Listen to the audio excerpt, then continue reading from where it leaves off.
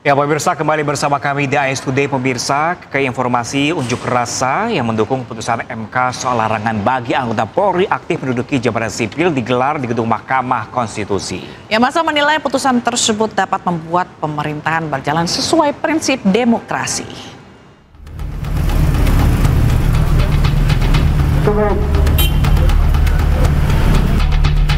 Masa dari Aliansi Mahasiswa Penegak Hukum AMPI menggelar aksi dukungan kepada Mahkamah Konstitusi di area gedung MK di Gambir, Jakarta Pusat. Dukungan diberikan kepada Mahkamah Konstitusi karena masa menilai putusan soal larangan anggota Polri aktif menduduki jabatan sipil dapat memperkuat supremasi sipil dan memastikan tata kelola pemerintahan kembali berjalan sesuai prinsip demokrasi konstitusional. Sebelumnya, Mahkamah Konstitusi memutuskan anggota Polri tak bisa lagi menduduki jabatan sipil atas penugasan Kapolri. Jika ingin menduduki jabatan sipil, maka polisi harus mengundurkan diri atau pensiun terlebih dahulu. Hal ini menjadi bagian dari putusan perkara terkait dengan gugatan atas norma pasal 28 ayat 3 dan penjelasan pasal 28 ayat 3 Undang-Undang Nomor 2 Tahun 2022 tentang Kepolisian Negara Republik Indonesia.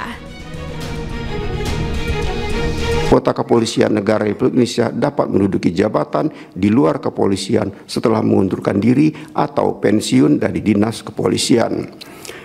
Setelah membaca secara saksama kedua ketentuan tersebut di atas, tidak terdapat keraguan sama sekali bahwa substansi pasal 10 TAP MPR nomor 7/MPR 2000 dan pasal 28 Undang-Undang 2 2002 berkenaan dan keterlibatan Polri dalam penyelenggaraan negara adalah sama sekiranya hendak dicari perbedaannya. Ketidaksamaan kedua aturan tersebut hanya terletak pada kalimat tanda kutip keikutsertaan Kepolisian Negara Republik Indonesia.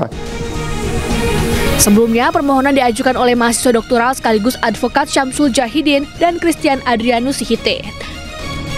Tim Liputan iNews melaporkan.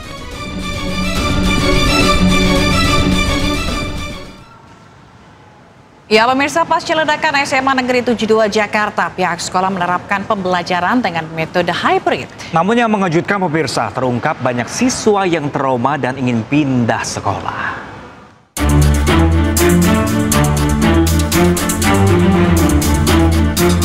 Pramono Anung mengaku kaget setelah menerima laporan yang disampaikan oleh kepala sekolah bahwa ada beberapa siswa yang trauma karena trauma minta pindah sekolah dari SMA Negeri 72 Jakarta pasca tragedi ledakan. Selanjutnya, Pramono menyerahkan sepenuhnya bagi SMA Negeri 72 untuk memberlakukan kembali kegiatan belajar mengajar.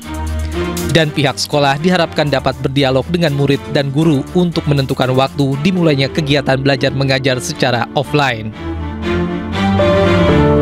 Saya kemarin sudah berkomunikasi secara langsung dengan kepala sekolahnya. Mereka akan mengundang murid dan guru-gurunya untuk berdiskusi. Tetapi prinsipnya saya sampaikan kepada Ibu Kepala Sekolah, kalau memang Senin besok sudah siap silakan dibuka. Tapi kalau belum siap jangan dipaksakan. Memang yang saya kaget, Bu Kepala Sekolah juga menyampaikan ada beberapa siswa yang trauma. Nah, karena trauma minta pindah sekolahnya, tetapi kan ini menjadi persoalan tersendiri. Pramono juga berharap kegiatan belajar mengajar secara tatap muka kembali dilakukan untuk meredakan rasa kecemasan kepada seluruh pihak agar tidak memberikan dampak trauma berkepanjangan. Sebelum kegiatan belajar dimulai, pihak sekolah akan mengundang orang tua siswa untuk memberikan pemahaman mengenai langkah-langkah pemulihan yang dilakukan bersama pihak sekolah, psikolog, serta unsur wilayah setempat. Dari Jakarta, Muharlin dan Tri Julianti, iNews melaporkan. Ya pemirsa, Presiden Prabowo Subianto menegaskan akan atasi maraknya perundungan di sekolah. Bahkan Menteri Pendidikan Dasar dan Menengah akan membentuk tim di sekolah untuk mencegah perundungan terjadi.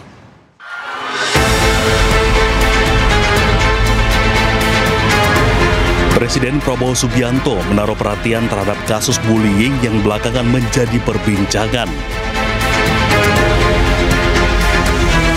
Salah satunya terhadap siswa SMPN 19 Tangerang Selatan yang meninggal dunia diduga akibat perundungan di sekolahnya. Prabowo menegaskan akan mengatasi maraknya perundungan tersebut. Semua pendidikan juga diperbaiki. Ya. Terima kasih. Hah? Apa? Ya, itu harus kita atasi. Ya, oke. Sementara itu, Menteri Pendidikan Dasar dan Menengah Abdul Mukti akan membentuk tim khusus di sekolah-sekolah untuk mencegah kasus kekerasan dan bullying yang kian marak. Tim yang ada di sekolah-sekolah dengan pendekatan yang lebih humanis, komprehensif, dan partisipatif. Nanti melibatkan orang tua, melibatkan murid, dan juga masyarakat, sehingga berbagai kekerasan yang selama ini terjadi mudah-mudahan tidak terulang lagi di masa-masa yang akan datang. Kasus bullying sejak tahun 2020 hingga 2024 terus meningkat. Per 2020, KPAI mencatat data bullying 91 kasus dan terus meningkat hingga 573 kasus pada tahun 2024. Bullying juga terjadi di media sosial. SafeNet mencatat bullying dilakukan oleh 26% siswa SD, 25% SMP, dan 18,75% siswa SMA. Tim Liputan iNews melaporkan. Ya pemirsa, selain meninjau proses belajar mengajar siswa dalam peluncuran interaktif panel di SMPN 4 Bekasi, Jawa Barat, ini ada momen menarik ya saat Presiden Prabowo ini berinteraksi dengan para siswa yang mengundang gelak tawa dalam kunjungannya.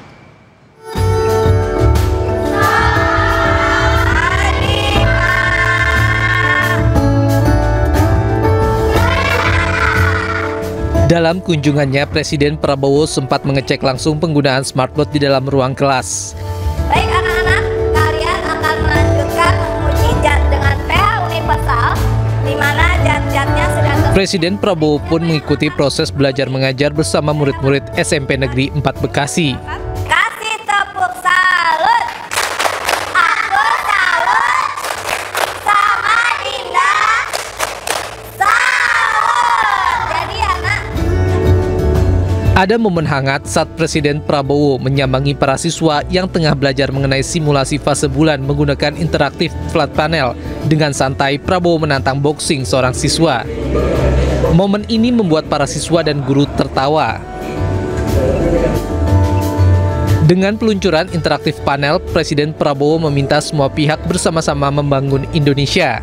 Dari Bekasi, Jawa Barat, Tim Liputan iNews melaporkan.